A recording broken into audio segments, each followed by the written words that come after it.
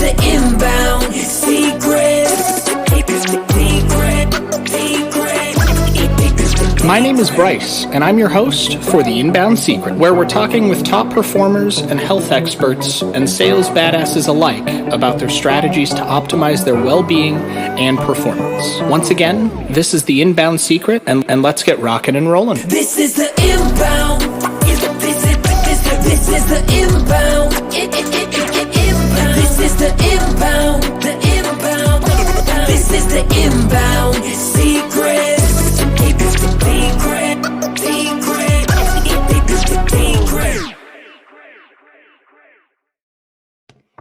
What's going on? It's Bryce with the Inbound Secret, and we got Trevor Goodchild here. To be specific, it's Trevor W. Goodchild, correct? I'm glad you've got my name correct, because if you didn't, I'd have to snack that platinum plat from around your neck. Okay, so you're dropping bars already, and I'm barely awake. I slept in, everybody. I was drinking a little last night, didn't want to wake up this morning. It's 10 o'clock here. I slept in. You can tell I'm tired. So today's exciting. I wanted to get up, even though I am a little tired. I'm thankful that you hopped on, Trevor. Basically, Sure. what we want to cover today for everybody watching and listening is we're going to talk about the good, the bad, the ugly, and kind of everything in between. Trevor may rap a little bit more. I will not. Trevor will not rap anymore. So a lot of you guys have been hearing about these Facebook shutdowns, these landing page issues, these ad account bans, some glitches that happened, and basically, to put it in a nutshell, social media being really A dumpster fire. That's a perfect way to put it. So I'm just going to kind of hand it over to you, Trevor. Do what you do. You're the guy that we trust to come in for Facebook policy and compliance. I've worked with you a couple times. I've seen you around. I think you're the only one doing this because you're the only one that really has the track record to do it. So I'm just going to let you kind of run with it. Sure. So for those that are listening, my name is Trevor W. Goodchild, and I'm a Facebook policy specialist. My specialty comes in understanding why Facebook has banned you, whether it's disabling an ad account or maybe they disapproved your ad. And so you're in this situation where you have your entire funnel stopped if you're relying on Facebook advertising. And my experience comes from actually working inside the beast itself at Facebook. No, I did not meet Mark Zuckerberg. No, I cannot verify if he's, a simulation or a real person. But I have worked with people that do work with Mark. I worked in like advertising, helping Jamba Juice, Toyota, Blanton Art Museum kind of navigate advertising hurdles, understand why or why not their ads were working and how to get to a better place. And then I was promoted to back in tech, where I worked supporting Facebook servers. So if Facebook was literally crashing on you, not loading, whether it's ads manager, maybe the audience tab is not loading at all, maybe Facebook, your profile page won't even load, or a business page. I was actually working on that with the Menlo Park engineers that write the code for Facebook. And so I had this really interesting experience seeing Facebook from both an advertiser, a business owner myself running my own stuff in the background, but also from the inside of seeing, okay, this is how Facebook works on an ads level. This is how it works on a tech level. So today I want to talk about kind of what's on everyone's mind that's using Facebook in the digital marketing sphere, which is massive Facebook shutdowns. Yay. Everyone loves this when everything gets shut down and you have no explanation why. So let's kind of dial it back to kind of the beginning of this year. What happened? What happened in the beginning of this year, Bryce? February, Well, we got hit March. with COVID pretty hard. Yeah. So the thing that people are not, I guess, really that in tune with is how Facebook works algorithmically when it comes to new changes. What happened is there were so many companies that I'll put at least one on blast here right now. I'm happy to, and they can come after me if they want. But companies like Logic Pro, who started selling their crappy $50 cameras that were barely 1080 DPI for like $300. because they saw that people were at home and they needed cameras for Zoom meetings that didn't normally do those kind of things. And people selling, hand sanitizer for like $300. Is that one guy you probably read about who rounded up a bunch of hand sanitizer, was trying to sell it off, and they got him and they wouldn't let him do it. So Price gouging, it's still a crime. oh yeah. Well, and it's Facebook's perspective on all that is that it was taking advantage of other people's suffering, physical, economic, and otherwise, to make a profit. And so they really didn't like that. Ironically, later, Facebook was boycotted for the Stop Hate for Profit, which I'll get to later because that had an effect on the algorithm too. But so what happened is Facebook, kind of on the fly, they weren't really prepared for this, instituted a bunch of new flagging systems for COVID specifically. And so what happened is then it was very nuanced. People think it wasn't. Even to this day, some of my clients are still sending me stuff where they're breaking those rules that were set into play in March. But Facebook started saying, hey, if you're saying COVID in your ads, or you're talking about face masks in your ads, we're going to shut you down. It's against our new policy, new policy. And so as a result, when any new policy rolls out, what Facebook has to do is they have to test it out, then they roll it out live, and the engineers are basically seeing, okay, how's this going to play out on the platform? Well, they don't always play nicely with others, and what I mean by that is new policies for the system of flagging doesn't always integrate smoothly and seamlessly when it gets released onto the platform. So what ended up happening is a lot of people got false flagged for mentioning COVID when they weren't, because it's just, they're testing it out. They're trying to figure out what's going to happen. So that caused a lot of problems, especially with people that were already selling face masks. One of my other clients in California, he already had a face mask business before COVID had even hit. Suddenly, Facebook shut his entire business down because they accused him of not price gouging, but of trying to take advantage of the situation to sell products. But he wasn't. It was an existing business. So those gray areas is where it becomes really hard, So that was kind of the first changes to the platform that started making things a little more wonky. And then let's fast forward to July. What happened in July, Bryce? Well, my birthday was the end of the month, but that's exactly what I'm talking about. See, fucking things up. I knew it, Facebook. I knew it. Happy birthday. Right. Happy birthday, ban. Yeah. No, I mean, this year's been so crazy that unless I really think about it like in order, it's hard for me to answer that question. We've had aliens confirmed. We've had fucking hate bans confirmed. We've had social profiles confirmed. We've had Chinese government infiltrating social media accounts suspected. We've had. Oh man, I'm still on TikTok. I don't even know if I'll ever get that on my phone. I'm so cautious about that. I mean, we're basically the only thing that hasn't happened this year is like a meteor hit the planet. Yeah, well, actually, there was one, and people were freaking out about it, and then it was like the size of a baseball. But so we did have that too. So we had it all. So the hashtag Stop Hate for Profit boycott of Facebook went on, and I think so. People that were tuned into that weren't really the advertisers. The people that, like you and me, run their businesses doing social media marketing, or in my case, Facebook policy specialty, stuff. And we're in the digital marketing sphere, the social media marketing, content marketing, blogging, all this great stuff. We weren't really part of that conversation. It just kind of hit us. We're doing our thing, and then what happens is we have Procter and Gamble, we got Samsung, we got Walmart, we got Geico, we got Starbucks going from 1,500,000 a month. This is like for one, that's just for Procter and Gamble. We're not even talking about combined, to nothing in July. Okay, we're talking like 500 mil of ad spend.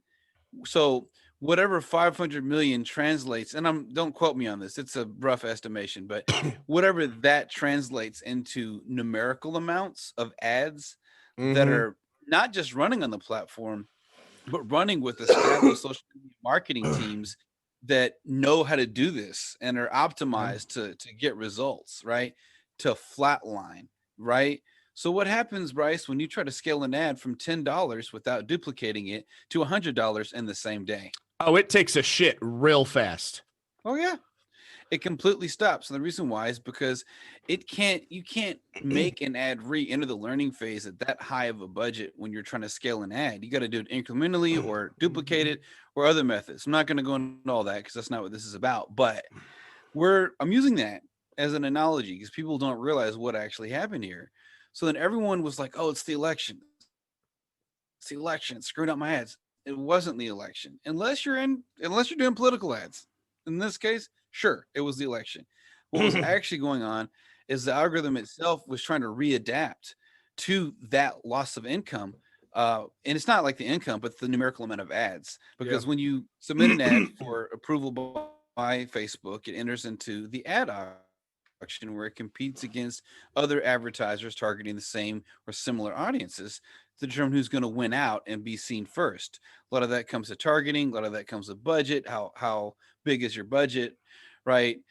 You can't really compete against Walmart if you're trying to target their exact identical audience.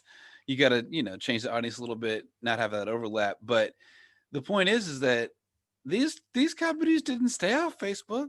They didn't just say, okay, that's it. We're just going on Google. No, they came back. They came back. And so what happens, in September? Then a whole bunch of ads come back on the platform.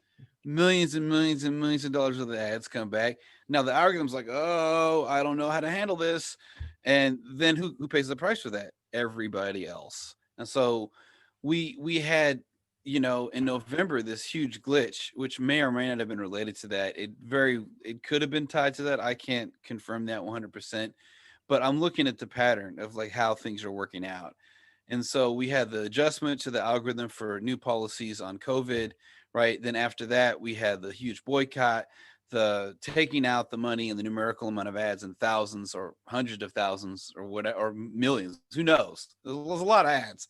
And then reintroducing those back on the platform being like, oh shit, how do I adjust to this? Because in a lot of ways, it's still a startup. They're still figuring out how to make this work. And so then November rolls around. We do have a little wonkiness because of the election. There's, especially if you're in the special ad categories of, real estate, finance and employment, loans, all that stuff is a little wonky as it is. Now we're on like hyperspeed wonk. And then November hits and we have all of these just massive that we're still facing right now, disabling of ad accounts. And so I'd like to kind of pull back the curtain on some of what's going on here with that. And this is where there's a lot of confusion. So people that get hit with the glitch, a lot of them, I was hit with the glitch. I got re-enabled within 15 minutes after I submitted an appeal. I don't know if it's because I worked at Facebook and they were treating me nice, or I just know how to word things because I am a policy specialist. I know how to talk to Facebook, but I got back on in no time. But if you already have a track record of Facebook, you already have ads that have been disapproved, or you have ads that technically aren't really in policy. They just haven't caught them yet, and they've been running. Then they turn your stuff off as a widespread glitch thing. Then they go back to turn it on. Well, guess what? Surprise, surprise, surprise. They're like, oh, well, we're not going to turn you back on. You're still disabled because you're getting a policy violation. Only they're not making that distinction. They're not communicating with advertisers. Hey, we incorrectly disabled you to begin with because it was a widespread glitch. However, in that process, we found out you do have some house cleaning here with your policy violations on your ads. So fix these issues and you can be back up and running. Maybe.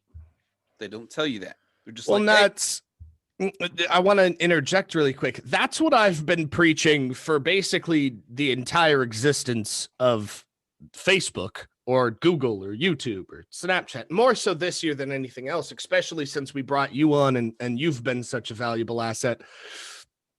But I keep seeing all the time, oh, X is getting me banned, or oh, Facebook is being malicious, or this is why I can't advertise here or there or everywhere, right? 99% of the time, there's only three main components to any marketing campaign: technology, offer, audience. 99% of the time, you're not compliant, you're violating policy, your offer sucks, and your audience is being affected by it. Somewhere in there, you just didn't read the fucking free document that says, hey, follow these rules. Yeah, what makes it even more frustrating is that Facebook, because they change so fast, move fast and break things, they don't actually tell the public all the new changes and the new advertising policies that they have. Now, I know them, and I can read between the lines when they come out with stuff. I'm like, oh, they're actually talking about this, right? That's what I do. But unfortunately, they don't tell you that. And so that makes it especially challenging when you're trying to decipher stuff.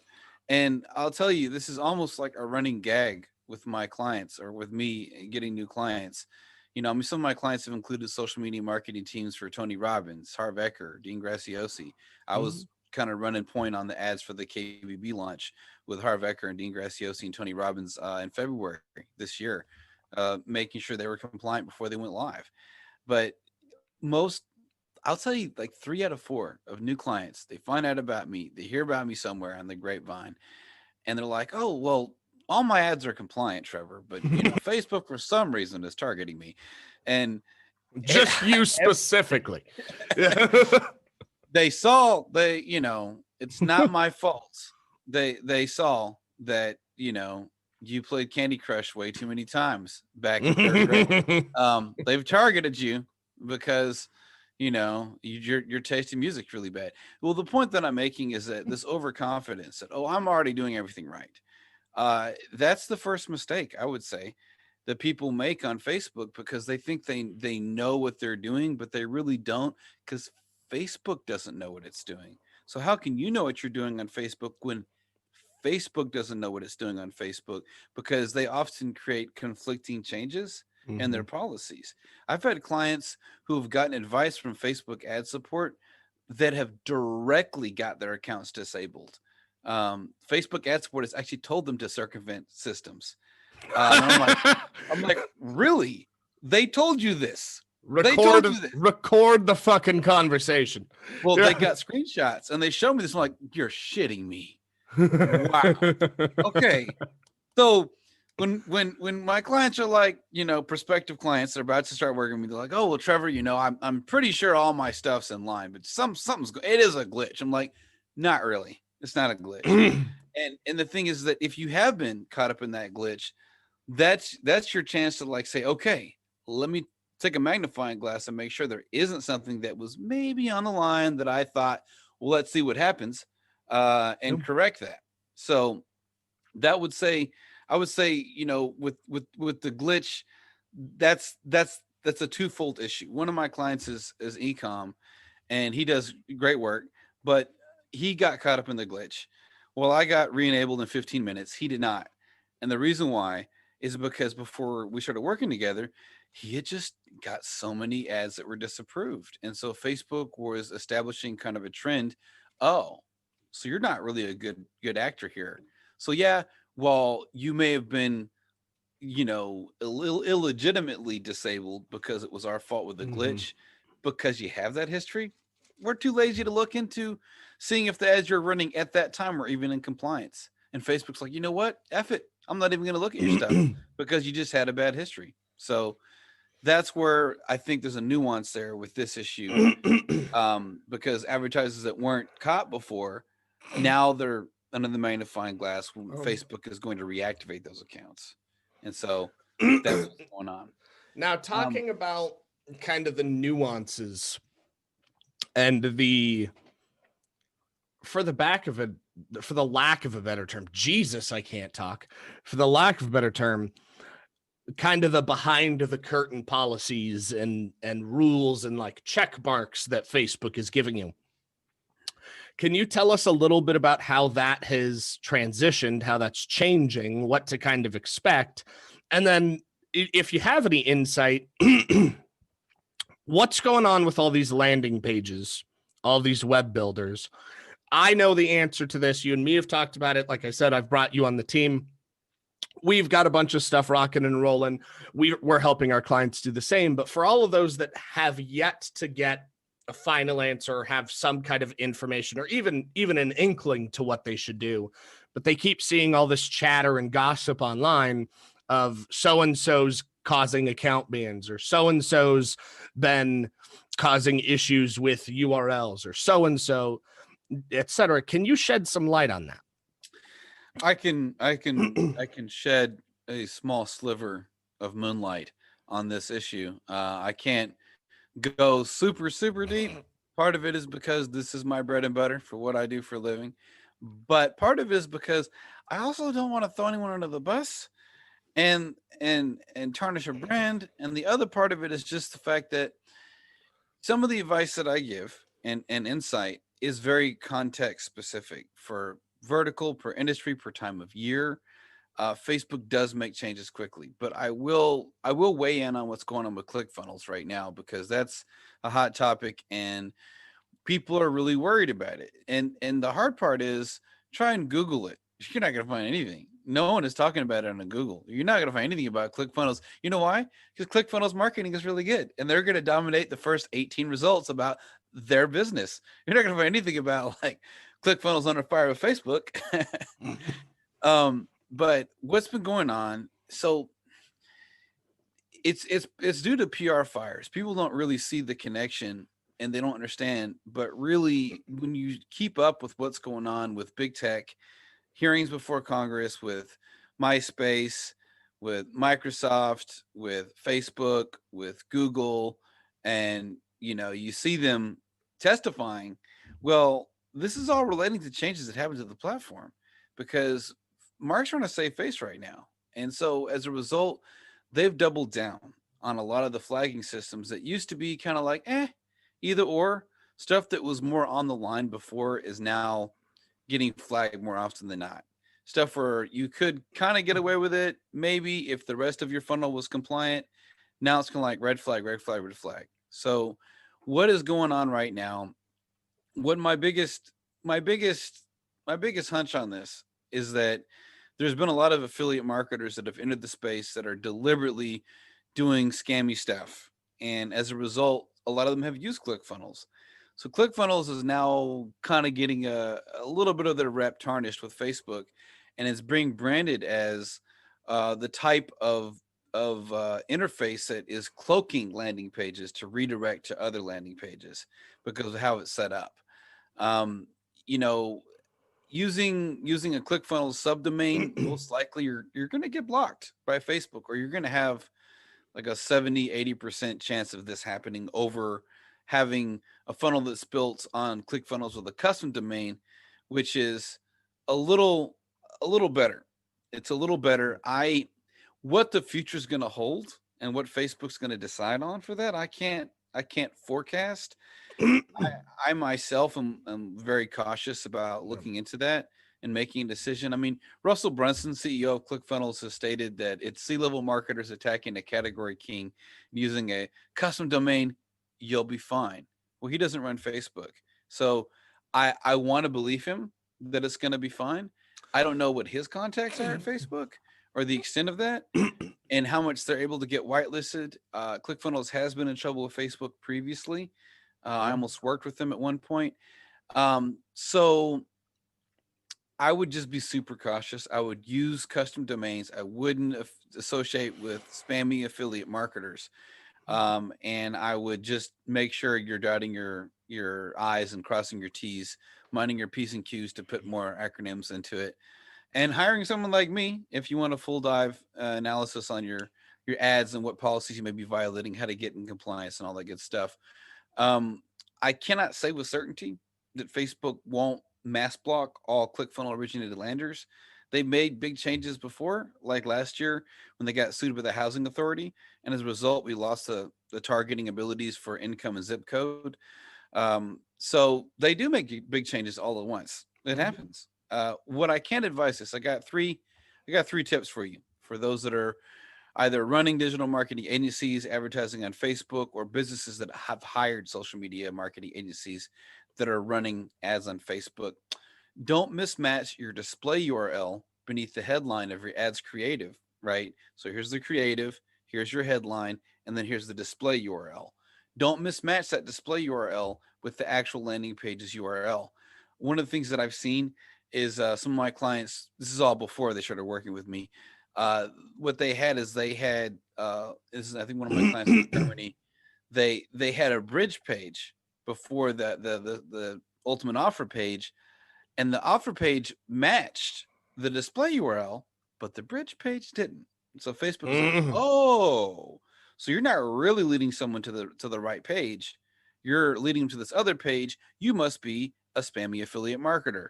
My client wasn't. He wasn't doing affiliate marketing, but he didn't realize the nuance of that. So yeah, they're big on display URLs matching because they're going to intent. One extra bit of advice that you and me had talked about a little bit, and I actually talked directly with Facebook and some of the tech support at ClickFunnels. Some of my dev team actually came from working with ClickFunnels and then came with us when they split off. Very similar to what you did with Facebook, where you split off and started doing your own thing. And we found ClickFunnels did actually release a document on this, and a few of the other ones, Lead Pages, Instapage. I think Fast Pages did too. The more and more of them are coming out with their own article on this, but basically it is when you do a custom domain, when you're using the platform the way it's supposed to be used, there's two different domains. You have your source domain, your main URL. You've got the preview URL, and you've got your page URL. So in ClickFunnels specifically, if you copy the URL, the total page, the funnel URL, and you paste that, that will be flagged for circumventing about 7 out of 10 times. That URL loads through a ClickFunnels server. Whereas if you go to the page, the step that you want, open it, have a new window, and copy the URL from the actual browser, that one loads from wherever you're hosting. It doesn't have to hit ClickFunnels to redirect to URL if you do it straight from the actual live page. And that's with basically any landing page builder. But just one little tip that I heard you did not mention, but you and me have talked about, so I wanted to make sure everybody here was listening. Don't reveal my secrets. That's a great tip. That's a great tip. So tip number 2, and I mean, I kind of already said this, but people have argued with me on Reddit about this, which blows my mind. And they're like, "No, Facebook doesn't care if you do redirects." Yes, they do. So tip number 2, don't do redirects. Don't redirect. You know, it's just not going to get you anywhere. And you could even redirect to a fully compliant page that is completely within policy for Facebook, but that they track the switcheroo, and when you redirect, they're going to put an automatic flag on it. Now, 2018 was this the case? Not so much. It was a bit, but they've gotten super aggressive mid 2019 to present, because there's just been so many people that are really deliberately trying to go against policy. And so my last tip number 3 for the Bryce Vance, Trevor Goodchild Facebook Policy Power Hour here is, if you do get banned by Facebook, God forbid this happen, but if you do get banned by Facebook, this could be a series of disapproved ads that you can't figure it out. This could be an ad account that's getting disabled. This could be a business manager that's getting disabled. This could be a Facebook page that's restricted from advertising. Do not, I repeat, do not create another Facebook page or another ad account and start advertising without first diagnosing why you were flagged in the first place. if you're just guessing and you don't know what policy it is that you're violating, you're going to have Bill Murray Groundhog's Day all over again. And then the problem with that is Facebook will slap a brand new flag onto you called circumventing systems. This is where they're saying, hey, you're Ty Lopez. You don't care about ethics or what's real here in my car. What you do, you're only trying to put you first, regardless of what Facebook cares about. You're deliberately going against what we want and what we're trying to accomplish here. So you're a bad actor. You're a bad actor. This is the circumventing systems flag really kind of debuted in full force in January. Possibly it was around before that, but they just amped it up. And so as a result, if you had a different, let's say you had a misleading business practice claim that was put on your account, you didn't know that was what was going on. You kept trying to put ads out there. They kept disabling the ads. You're like, okay, well, screw this ad account. I'm going to start fresh. And you do it with the new ad account, and then you have the same copy. And then they're like, well, you were misleading business practices before. Now you're circumventing systems. Now you done played yourself because Facebook will disable your ad account. And then there's a whole line of stuff you got to do to get back on if you don't know someone like me. And so it seems simple. Again, people have argued with me about this that have no experience. They're like, well, it doesn't matter. I'll just launch a new page. I'm like, yeah, for how long? It's a ticking time bomb. They're going to get you. They eventually do. So it's it's that Old Testament. Like, it's one thing that I preach all the time. If you're going to advertise, make sure you do it right. It has to be honest, ethical. You have to have morals. You have to have integrity in what you do. Trying to just blatantly abuse and misuse a system does not show ethics, moral, integrity, doesn't show any of those. Why would you want to purposefully go out and violate like your three biggest powerful moves and really what makes you a good person to begin with, just to try and get around something that you could just solve if you did it the right way? And as much as I do support integrity and as much as I do support being a good person, I'm just going to lay it to you straight with just business. That's not a sustainable model. You can't do that forever. It's only going to last so long, and then it's going to become more difficult and even harder and harder to get around it. It's better to understand why what's happening is happening, find a way through that by being compliant and, playing the game. You got to play the game to win. So that's what I got, and I appreciate you having me on. Yeah, thanks for coming on, man. I know everybody was super excited about this. The second I started seeing this all come out, I'm like, oh, we got the guy. We got the guy. Let's get him on. So I appreciate you coming out. Now, for everybody who's watched and listened and dealt with me coughing because I have bronchitis from COVID, yes, I got COVID about a month ago. It wasn't as bad as I was expecting. It was kind of like a shitty flu, but it did give me bronchitis. So I got this cough thing going on for apparently the rest of my life. Checked out with the hospital. Get some antibiotics.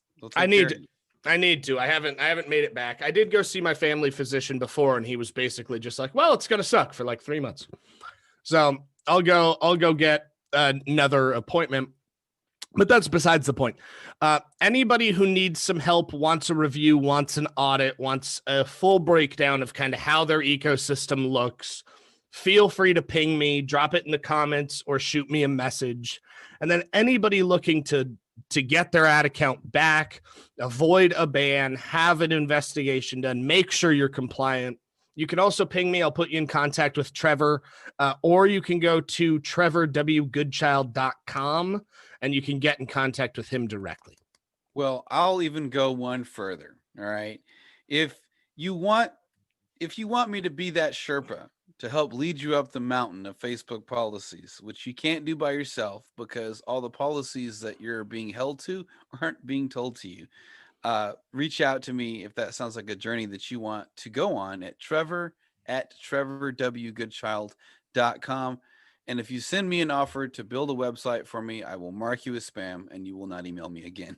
I get those all the time. Every week, some new person's like, I will offer to build your website. Did you not see my website? I built the website. it's there. Yeah, it's the who is data. They get my email and they're like, let me pitch to you. Yep. But yeah. All right, brother. I appreciate you coming on. I know everybody watching appreciates it. Everybody remember Trevor at trevorwgoodchild.com. And I'll just up the ante too. You can catch me at Bryce at drivenroi.com as well. Make sure to check Trevor's stuff out. You can always find me here at the Inbound Secret and Funnel Driven. And if you're in Virtually Limitless, stay limitless, y'all. Catch me outside. This is the Inbound Secret. My name is Bryce, and I'm your host for The Inbound Secret, where we're talking with top performers and health experts and sales badasses alike about their strategies to optimize their well-being and performance. Once again, this is The Inbound Secret, and let's get rocking and rolling. This is the Inbound. This is the Inbound. This is the Inbound. This is the Inbound.